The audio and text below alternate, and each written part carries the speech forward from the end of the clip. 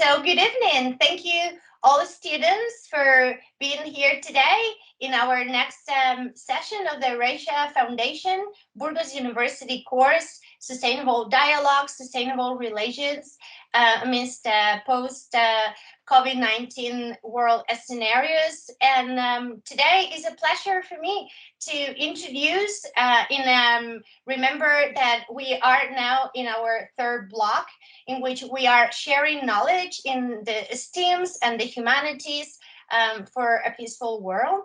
And so today's lecture is our first professor is Dr. Xiaojue Wang, and she's an associate professor of Chinese and comparative literature at Rutgers University. And she is the graduate director in the program of comparative literature. She received her PhD in East Asian languages and cultures and comparative literature at Columbia University in 27. She taught at Wesley College, at Harvard University, and the University of Pennsylvania before joining Rutgers University as an associate professor of Chinese literature. Dr. Wang's research interests are Chinese literature and culture from late imperial to contemporary periods, the cultural Cold War, cultural memories, film and visual studies, and comparative literature. In particular, the impact of German intellectual dynamics on modern China. She is the author of Modernity with a Cold War Face, Reimagining the Nation in Chinese Literature Across the 1949 Divide, which examines the diverse, the dynamic, and the cultural practices in mainland China, Taiwan, Hong Kong, and overseas across 1949 Chinese Divide, and repositions modern Chinese literature in the global context of the Cold War. She has published numerous articles on modern Chinese literature, cultural Cold War, feminism and revolution, film and visual studies, also German literature and comparative literature. And she is the Chinese translator and co-translator of Juven Habermas and Andreas Hassan, among others. And today we are very delighted to have you here. And she's going to talk to us about the concept of landscape in modern Chinese poetry. Thank you so much, Dr. Wang. Thank you so much, Professor Shanna Sotelo, for this very kind introduction. And it's really a great honor to be here again to share with you some of my research and my thoughts on, sustainable and eco narrative and its relationship with nature and poetry in particular. Let me start. Let me see if okay. Can you see the slides? Next slide. Okay, wonderful. Thank you so much. I'd like to start today's talk with a few passages from this collection by the Belgian-French poet and artist Henri Michaud in his collection Idiogramme en Chine.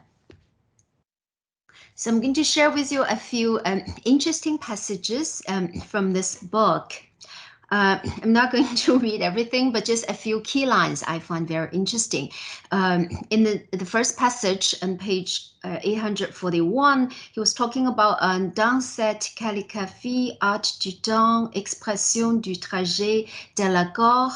And later, in the same passage, he writes, quand fait la nature, la langue en Chine propose la vue et ne décide pas.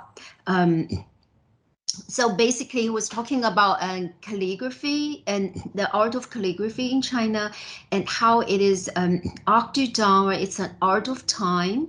It's an art of trajectory, so of traces, of routes, of body movement, and so on and so forth. He also mentioned quand fait la nature, la langue en Chine propose à la vue. So he was talking about the relationship between sort of use nature as a metaphor for the some features of Chinese language. He talks about how the two shares the function to suggest something, but not to give you a determined meaning or direction.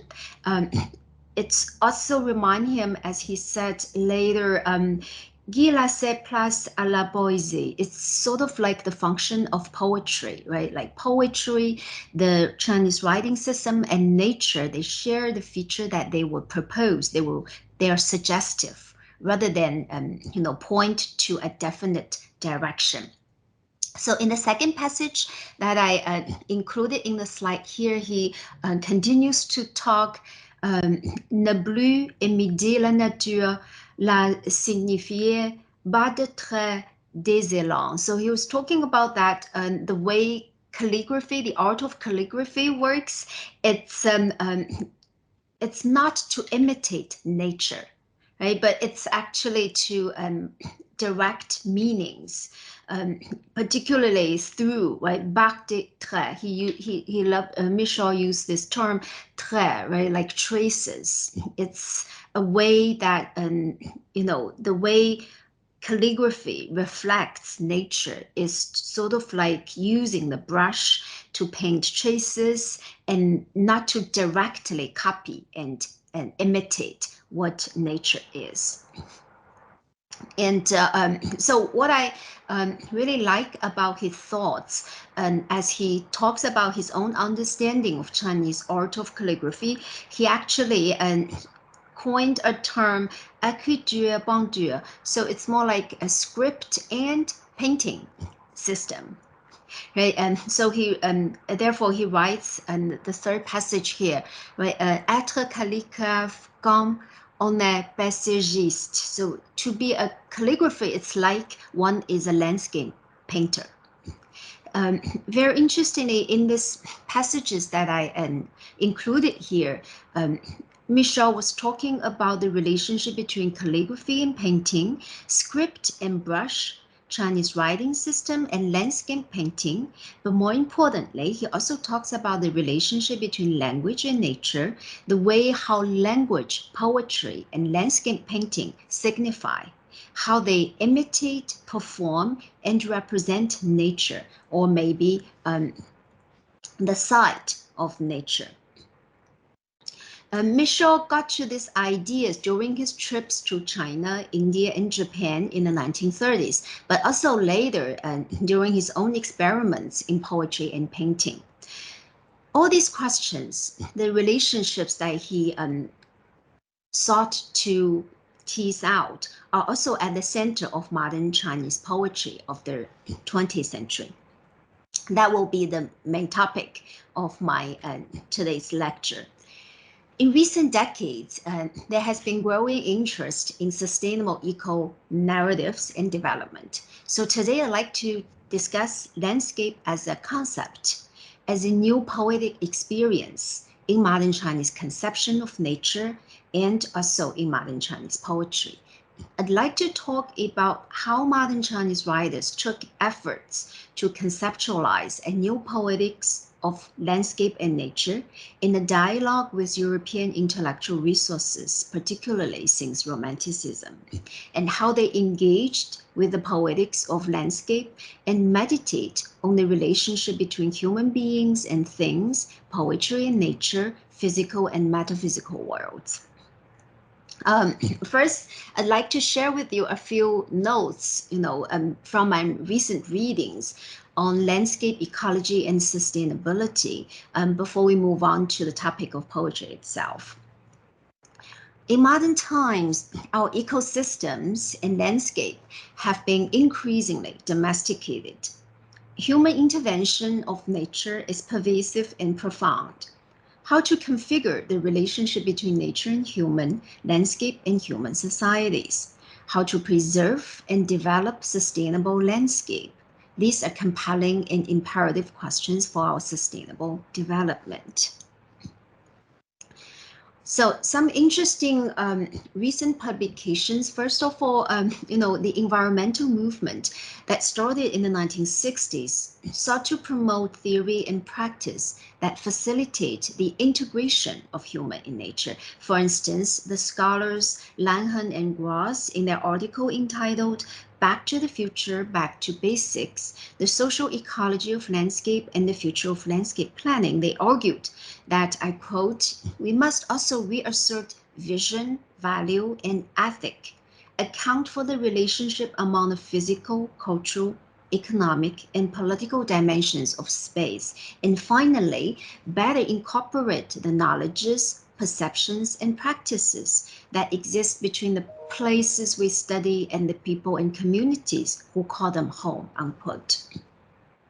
And in this slide here, I also included one key conception by the scholar Laura Musacchio in an article published in 2009 entitled The Scientific Basis for the Design of Landscape Sustainability, in which she proposed this conceptual framework about the 6 E's of landscape sustainability, as we can see here: environment, economy, equity, athletics, ethics, and human experiences. Musacchio, she discussed the interrelatedness, contradictions, and limitations of the conceptual framework in relation to human health and human security, ecosystem service, biodiversity, and resource management. Another interesting book would be this one. As we can see here, I include a beautiful book cover, Designing Sustainable Forest Landscape, a book by a collaborative book by Simon Bell and Dean Apostol in 2008, in which the main goal of this book is to explore issues including ecosystem regeneration, the management of natural forests, and the design and management of forest landscape. Here is another interesting approach, to the same issue about how to preserve and create sustainable landscape. It's by two scholars here in the States, Wu Jianguo and Chen Xiangqiao. They considered the tradition and present practice and theories of Chinese garden culture and landscape design. In their efforts to integrate landscape ecology and landscape architecture, they studied several principles and models of Chinese garden and landscape design and argued the ancient Chinese philosophy of unity of man with nature and its associated design principles can provide useful guidelines for this integration, as well as for the development of a sustainable landscape architecture. So as you can see, they drafted this chart in order to show this interconnectedness. And in their argument, at the center would be this ancient Chinese philosophy about unity of man with nature philosophy and how that is connected and intersected with an ecological design and planning extended to sustainable landscape architecture. Okay, so to create and maintain a harmonious relationship between nature and human being, the cosmos and human society, these questions have been at the center of Chinese philosophy and literature. How is the landscape conceived and represented in literature? How is the aesthetic, the environmental, the human experience aspects of the landscape constructed and intersected in literary experiences, particularly in poetry? So in the following part of my lecture, I'd like to focus on these questions and ask how Chinese writers of the modern age took efforts to conceptualize a new poetics of landscape, and how to construct a unity between human beings and things, poetry and nature, the cosmological and the cultural worlds.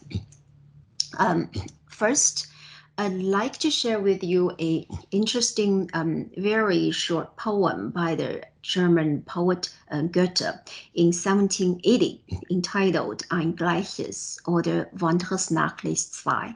Let me very quickly read it for you. It's very short. Über allen Gipfel ist Ruhe, in allem Wipfel spürst du kaum einen Hauch. Die Vögelein schweigen im Walde, warten nur balde, ruhst du auch. So this short poem describes the night on the top of the hill with the poet alone in the woods, when birds, the wind, the tree all quiet down. It is a very popular poem among Chinese readers, and it has over a dozen versions of Chinese translations since the 1920s. And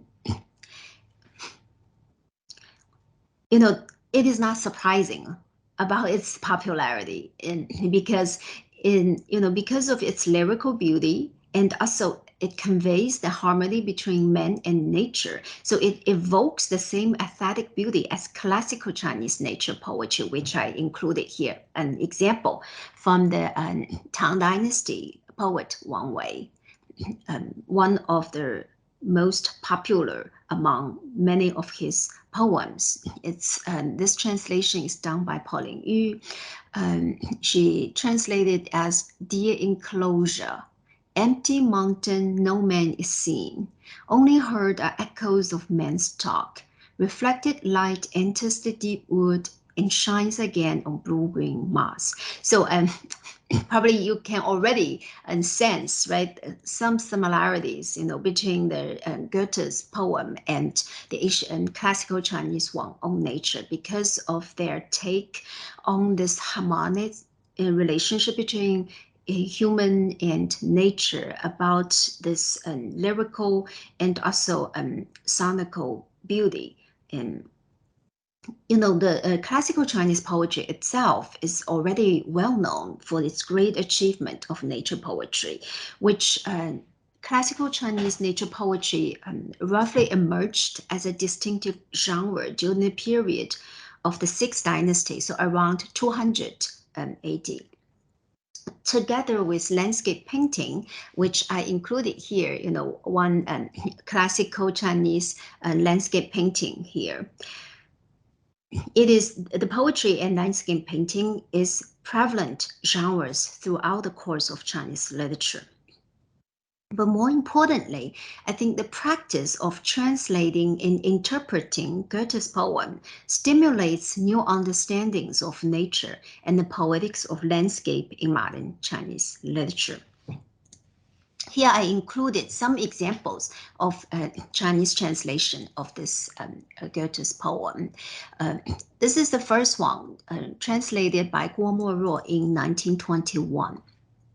I actually put them together to show how the translator took efforts.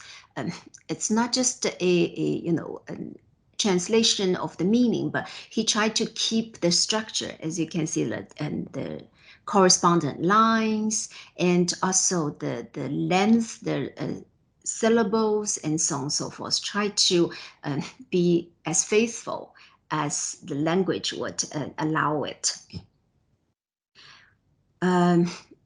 Let's see. So Guo Moruo, in this 1921 translation, he uses the lyrical form of new poetry. So as you can see, it's different from the classical Chinese poetry. Classical Chinese poetry has very balanced, the same syllable each line, so it's very even. But this one, it belonged to so-called freestyle of new poetry. And there's no strictly regulated meter or rhymes in this translation. What he appreciates as a faithful rendition is not merely the accurate translation of words and images.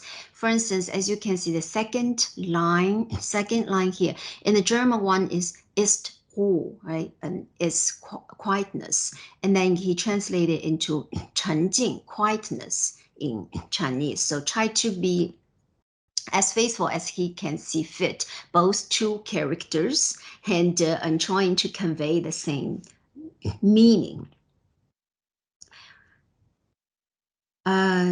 he did some other not tricks, but some other experiment. For instance, the first line here, 一切的山之顶. So in Chinese, there are 6 characters. And as you know, the language of Chinese is known for its monosyllable. So each character only has 1 sound. So it's monosyllable. And in the original line, über allen Gipfel. So there are 6 syllable.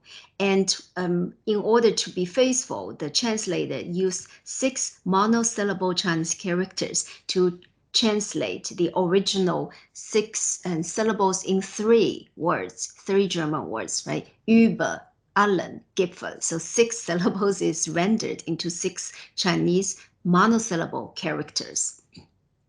Okay, so this is the first translation. Here I included another Chinese rendition of the same poem. And in this one, you can see the translator Qian Zhongshu already imitated the classical Chinese poem. 4 lines, each line 5 characters. And he also created more tou xiu, so the rhymes, the way it rhymes. It all followed classical Chinese poetry. This scholar Qian Zhongshu, who translated this poem, he himself is very erudite European literature scholar himself. So he uses the classical Chinese poetic forms of 5-character quadrant to translate this German poem. And he also observed the very rigid tonal requirements of classical Chinese poetic genre. This verse is, the translation is beautifully done. It reads more like an adaptive recomposition or recreation rather than a translation. It can be easily taken as a lyrical verse by the best classical Chinese poet, just like Wang Wei, as we've seen in the previous slides. Qian Zhongshu translated this poem in his thesis entitled On Chinese Poetry.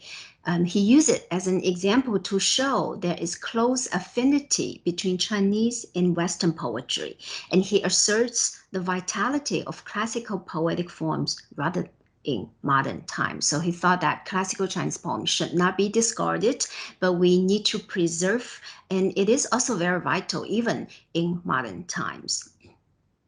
But very interestingly, in the final line, okay, for those of you who might read some Chinese, you will notice he translated the final line as 我亦欲归休. So I would like to go home and take a rest. But if you remember, in the original German poem, it's you. It used do, right? It's you should go home and rest. But very interestingly, Qian Zhongshu switched that to switch it from you to I, which he takes it.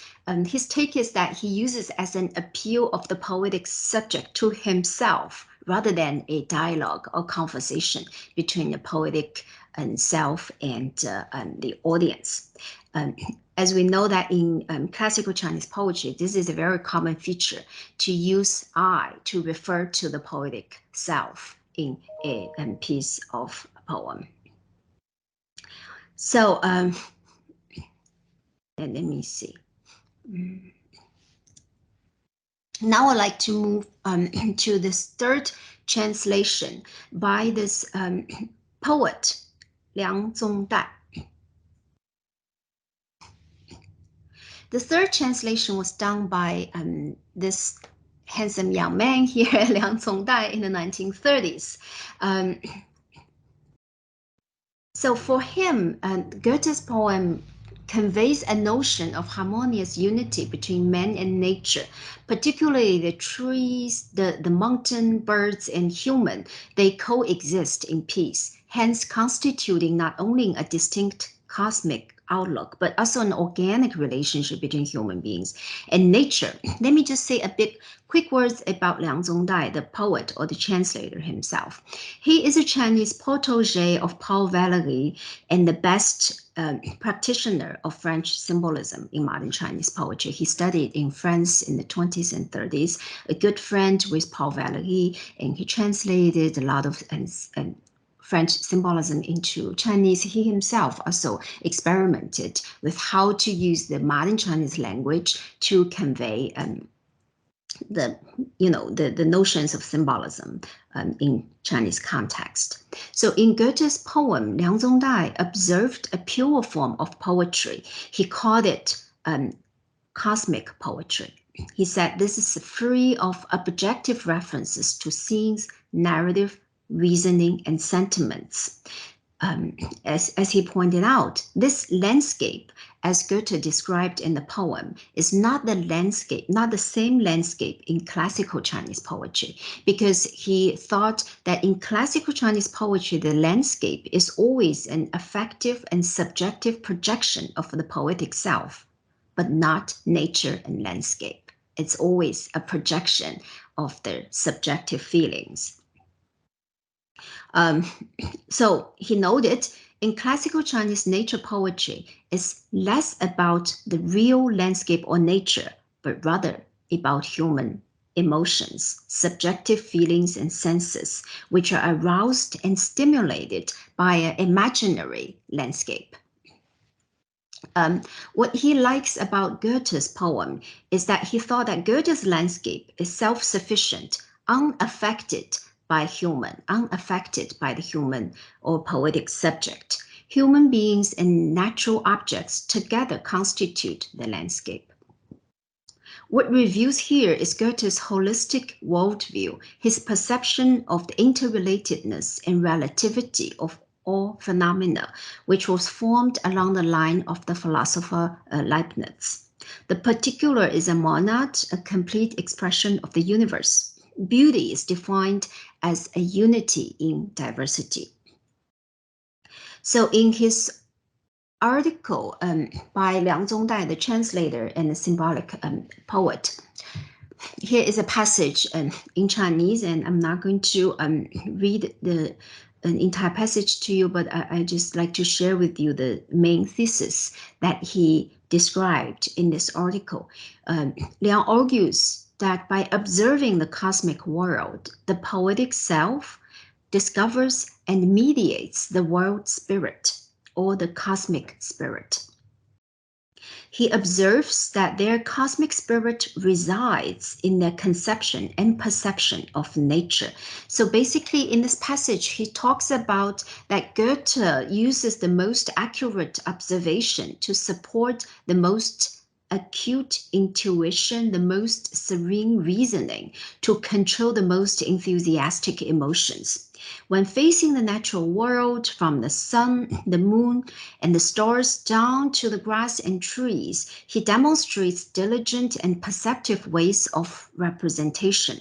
When conceptualizing the nature, Goethe relies on intellectual resources, including Rousseau and Kant, and tracing back to the flawless philosophical system of Spinoza and Leibniz. Therefore, he can see wholeness in the fragments, perfection in imperfection, harmony in contradiction. In other words, all things are only one to him, and all that has vanished is only a symbol of eternity.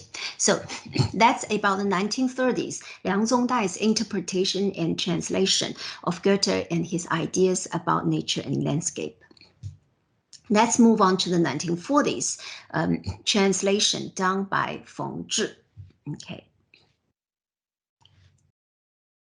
So let me say a few quick words about this translator. He himself is also two main things to note here. He is also the most important modern poets in 20th century in Chinese language, just like Liang Zhongdae.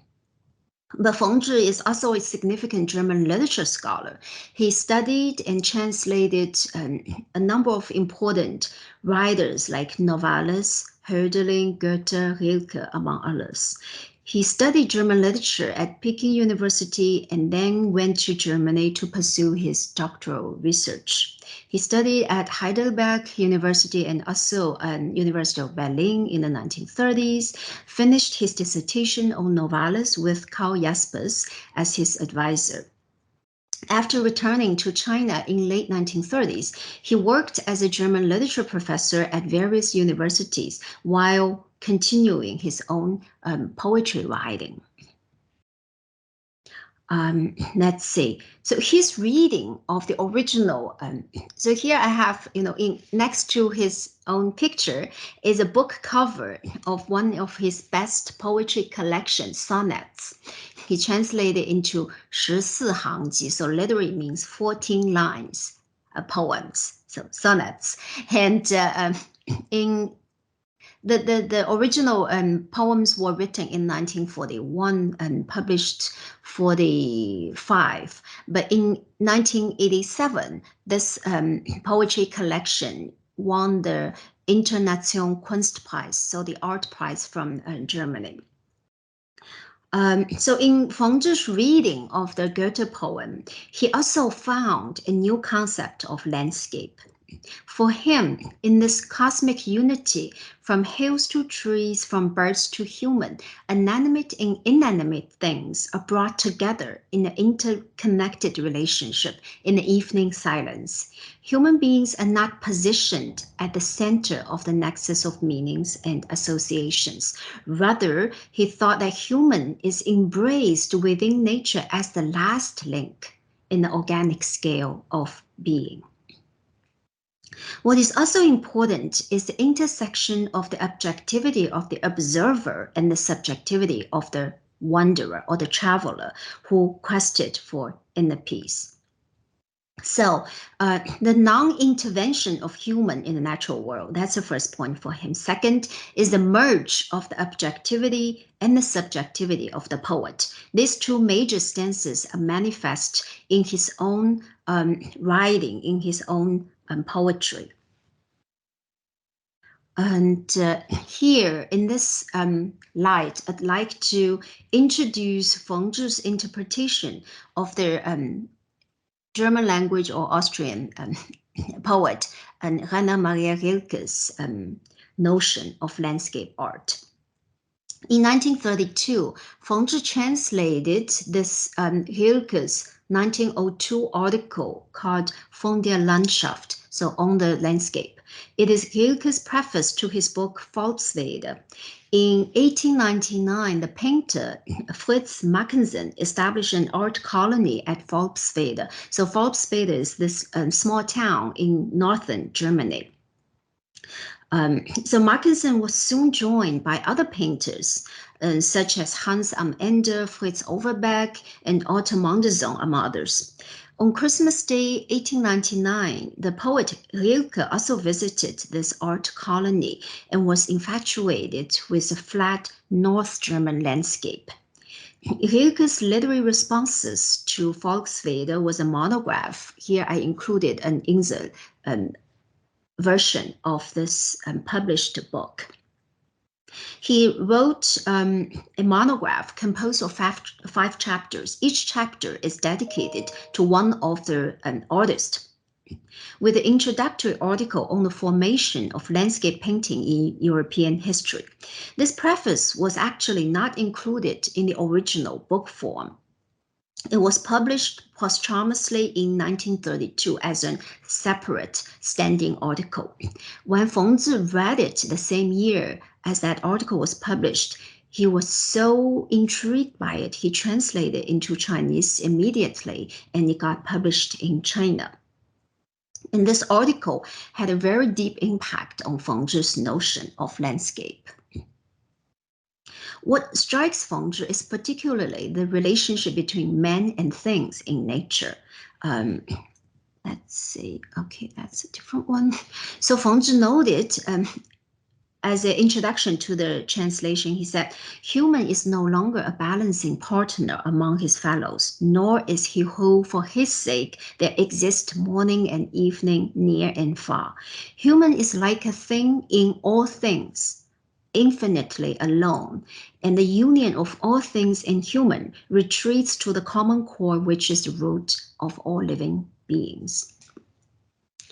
Here, his notion of this interconnectedness of human beings and things, spirit and nature, in the spirit in natural world, can also be traced back to his 1930s dissertation at Heidelberg University. So he wrote a dissertation on Novalis entitled Die Analogie von Natur und Geist als Stilprinzip in Novalis Dichtung. So the analogy of nature and human spirit as this guiding principle in Novalis' work. As we can see, some of the interesting notions by Novalis in his fiction, Heinrich von Offerdinger, that Feng Zhi used in the dissertation, particularly talks about the meaning of things doesn't stand in the thing as such, but in the relationship among things. As Novalis states, the landscape appears as the inner vision of the poetic self. Right, let's see. Jene Fernen sind mir so nah und die reiche Landschaft ist mir wie eine innere Fantasie.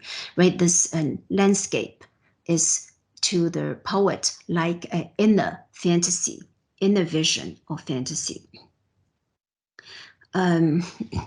Now I'd like to share with you some of Feng Zhi's own poems that was deeply influenced by those notions of landscape and nature that we just discussed. Here is the sonnet number 16 in that collection I showed you the book cover. Let me just read. I know not everyone reads Chinese, but let me just read a couple of stanzas to give you a feel of how he, and plays with the tonal and harmony and so on and so forth. So the poet, this sonnet starts with 2 stanzas, each 4 lines. 我们站在高高的山巅，化身为一望无边的远景，化身面前的广袤的平原，化成平原上交错的溪径。So this is the first stanza. Here I included an English translation of the same poem. As you can see, he talks about how we, human, right, are transformed into the boundless panorama, into the vast plain in front of us, into the crisscrossing paths on the plain. And he continues describing which road, which river doesn't have correlation, which wind, which cloud doesn't have correspondence, and so on and so forth. And he also says the cities, mountains, and rivers we have been through have all been transformed into our lives. So what is so interesting in this poem, right? It's not only the interrelatedness between the path, the river, the wind, and cloud, but also the interconnectedness and mutual forces of influence and transformation between human nature and human experiences. Right? Human can be transformed into landscape, and cities and mountains can be transformed into human lives. Just like Novalis noted, right? Every single object, be it animate or inanimate, could be the beginning of an endless loop. So for the landscape to be established, nature as a scene needs to be restored back to its original shape and independent from human intervention. Feng Zhi stated this notion in his 1940 poem collection entitled 山水, the landscape. So the prose collection is entitled The Landscape. He said, so I included here an English translation of one passage. He noted, what I described in this slim volume was not the so-called well-known sceneries. The real wonder of the nature is in the ordinary plain, the figure of a tree, the growth of a blade of grass, the flight of a bird, all contains an infinite, eternal form of beauty.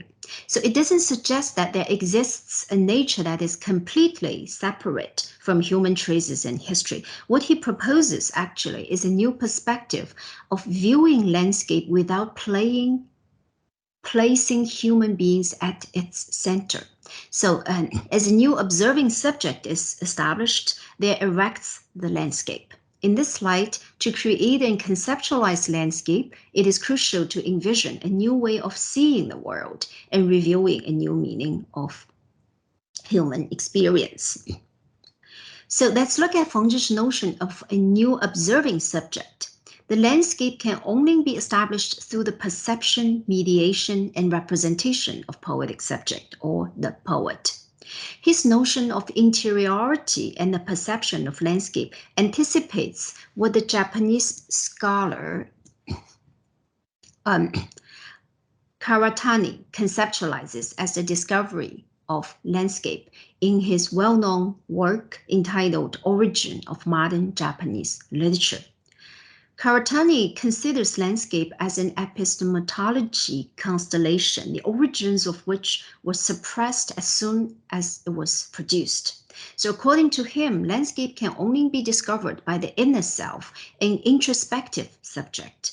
The landscape emerged when the observer comes to realize the interconnectedness of human beings and nature, but also Feng Zhi talks about a new mode of observation, which would facilitate the change and exchange between the observer and the observed.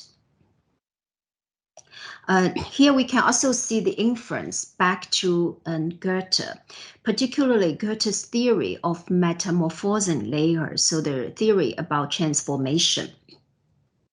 In 1944, Feng Zhi delivered a talk called The Automaton in Faust on Goethe's nature philosophy. He discussed Goethe's approach to natural science, particularly his notion of seeing. The human being knows himself only insofar as he knows the world. He perceives the world only in himself, and himself only in the world. Every new object opens up a new organ of perception in us. So what strikes Feng Zhi is the interactive and transformative relationship between the observer and the observed, which point to Goethe's notion of zarte Empathie. So it's the delicate, tender type of science, which emphasizes the role of perception, intuition, and inspiration in science. Here, what I share with you is another passage from the prose collection Landscape. He talks about his experience one day on a plain when he observes a tree, an eucalyptus tree in the plain, and he defines the relationship between human beings and natural objects, but more importantly, the viewing subject.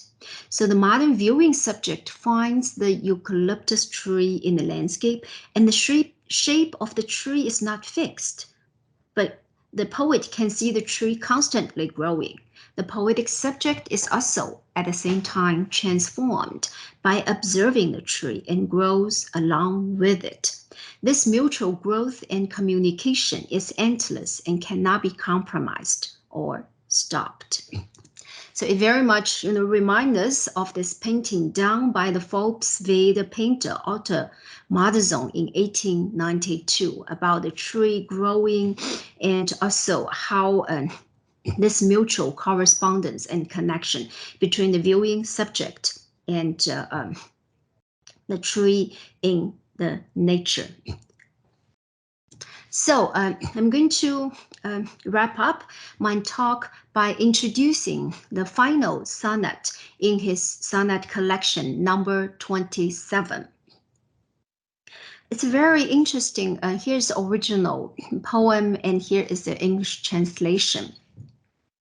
So this is a very interesting poem. It moves away from his concept about landscape, but more toward his notion of poetry, right? As you can read from here, from a flow of shapeless water, the water carrier fills his oval bottle, thus the water contains a definite shape. Look, the banner that waves in the autumn wind holds things that cannot be held, and it grabs the distant light, the distant night, the waxing wing of distant grasses and trees, and that wish to run toward the infinite and preserves them on this banner. We have listened to a whole night of winds and watched a whole day of yellow grasses and red leaves, all in vain. Where shall we dispose of our ideas? I hope that these poems hold like a banner certain things that cannot be held. So in this poem, it can be read from different perspectives, right? It discusses, for instance, the nature of poetic creation. Like the water bottle and the winged banner, poetry shapes random thoughts into verse or into poetic form. But on the other hand, it also expressed a sense of crisis regarding aesthetic creation. Where the poem reviews the ambivalence between the dynamic movement it features and the petrified form that contains it. While the bottle gives a definite shape or form to the original, a formless fluid water, it also cuts off the flow of the water, thus confining the indefinite, infinite in the constraints of a finite, definite container. Right. So therefore, rather than providing a conclusion to the argument presented in the first two quadrants, the verses from the second line of the first tacit actually challenged it and served as a turning point, so served as volta. Instead of proposing a certain answer to the question, all in vain, where shall we dispose of our ideas, the final two lines, I hope these poems hold like a banner certain things that cannot be held, expresses hope, but not without a hint of hesitation. So to put it together with our reflections on nature and poetry, this poem ponders a few key questions. If the vitality of the cosmos lies in its eternal change, and if artwork is also situated in the same perpetual flow of time, how could it take a definite form? How could it become sustainable? How could it make meanings and be communicable to the readers of various generations? Thank you so much.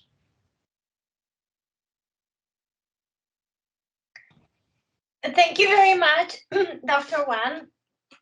It's been a very interesting talk. Thank you very much for walking us through the connections of nature in this timeless, eternal perception in an intercultural gaze. And teaching us about so much we didn't know, at least myself, in terms of this admiration for Goethe, right? With Goethe is well, I guess the students, you know him, or maybe you have read them, right? That he is at the epicenter also of very literary and cultural movements in Europe, the transcendentalist movement. And so you cannot understand many of these European movements without his influence. And it's, as I said, so interesting and so so positive to see that we've also had this same interest and trying to communicate the same well, what you have been constantly trying to articulate, the harmonious relationship between women, men, between human beings and nature, right? So in that sense, it's been very enlightening. Thank you for giving us these names of poets that you've mentioned. They're very, very influential and popular in China, but are completely unknown in Europe. So, so thank you so much for enlightening us on that. I would like to ask the students for comments or questions to Dr. Wang. Hi. Well, first of all, thank you for all your lecture. It was really interesting. I would like to ask you if you think that nature is still being a main topic in Chinese poetry, or if due to the industrialization and the political change, now there is different, like more important topics, or what do you think? Thank you so much for the question. Definitely, it's still one main topic, even to today, contemporary. what I just discussed in the lecture today is the transitional time in China from early, particularly during the first half of 20th century. At that time, the main happening is that people trying to come up with a vernacular language, so not to use classical Chinese, because in classical Chinese poetry, as we can see, nature is always a very a lovable and always prevalent topic. There are so many wonderful poets that talks about nature and natural things, but then when it comes to the 20th century, one main question people consider is that to use vernacular language, can we still render the same, beauty and as the classical and Chinese, right? Sort of like in the European history when during Renaissance, when like modern languages like Italian or Spanish, to use that rather than to use Latin, right, to write poetry. Is that even possible? Or is that what's the effort, right? Because there's already such beautiful and poetic works in classical language. Why should we bother to use the modern language? So that is one main thing. So all the poets that I discussed today, they all did their experiment, linguistic and poetic generic experiment, tried to bring the European poetic tradition into modern vernacular Chinese. So that's why Feng Zhi used the form sonnet. He very strictly used 14 lines, divided them into 4 stanzas, 4, 4, 3, 3, tried to keep the form, but also to incorporate the features of Chinese language itself into it. The second thing that I share with you today is that it's not just a language change, but it is also about a new understanding of what is nature, what is landscape. So in classical Chinese poetic and also philosophical world, most of the times nature is being considered as a self projection. So it projected into the human emotional world. But I think some of the experiment that I talk about today is that they try to restore nature as is, just try to get it out of the human traces of human civilization. They try to learn from nature in its original form. So that's, I think, the main idea I'd like to share with you today. But back to your question, I think even till today in contemporary world, nature is still a key topic in Chinese literature. Now we have more environmental concerns.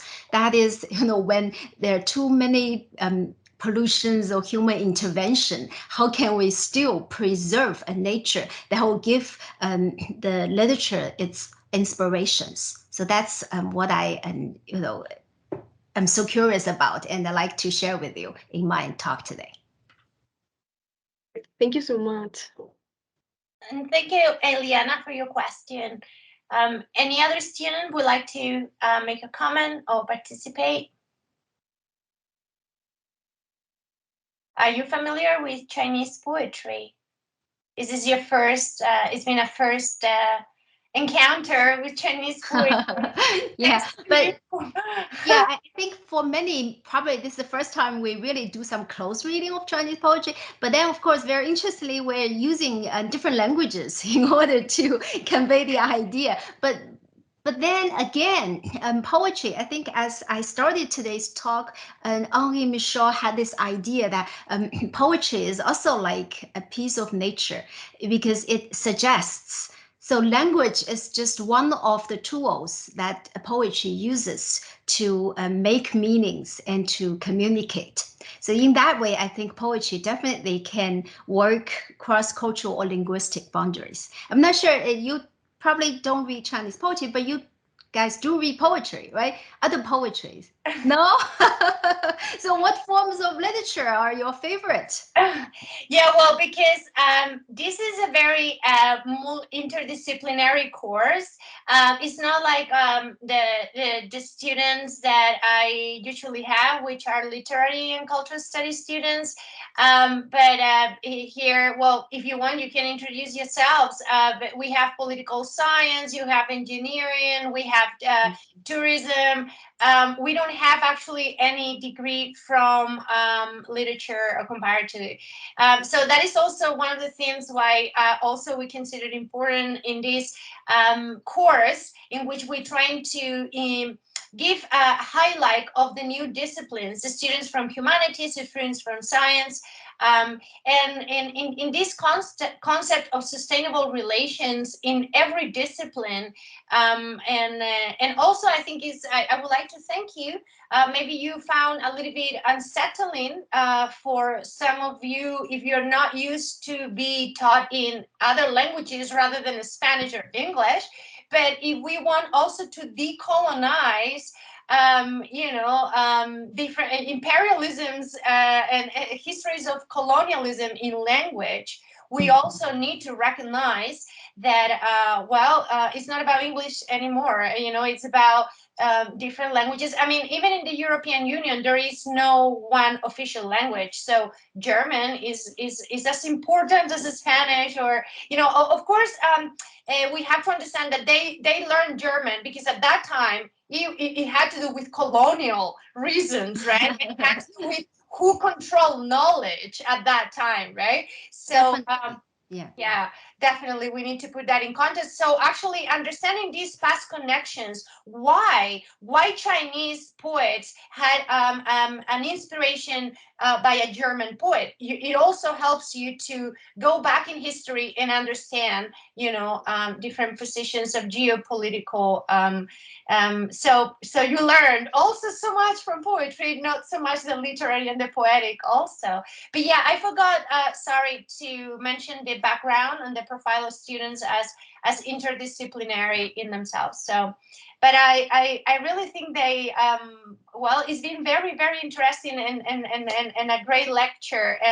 And thank you so much. We learned so much. I know that I requested the PowerPoint, so we can go back and rethink about all those different insightful things that you mentioned today. So thank you very much. A big applause, please, to Dr. Wang. And thank you. Yes, thank you so much. We actually, students, you know that you have to connect your camera for the course. I know some of you had some issues today, but please connect the camera. Would you like to have a photo now or wait with Ouija? I don't know if you have to leave, Dr. Wan, or you can stay till the end. You tell us. Maybe you can have a quick photo now, and in case connection somehow. Okay, well, actually, Dr. Song is also with us, so, we can take also a photo. Juan, can you please activate the camera? Omar and Raisa, please.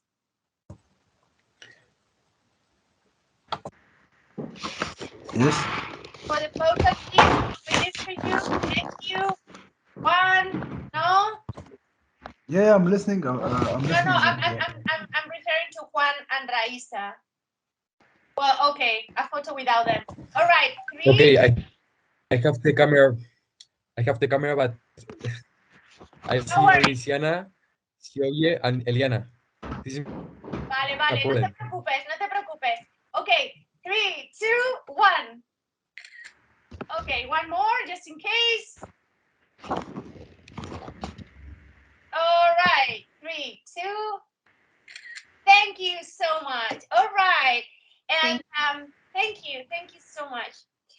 All right, so we're gonna move now to our next presenter, Dr. Song, Professor Wijie Song, I'm going to introduce him first. You can go ahead, one, to share the PowerPoint. I'm trying to share it. I'm sorry. Can you see the PPT right now? Not right now. Maybe Xiaojue can help me. I try to upload, so maybe we can take a very short break for 1 minute, and I can Xiaojue's upstairs, Sure. and Okay, she yeah. help me to upload the PPT.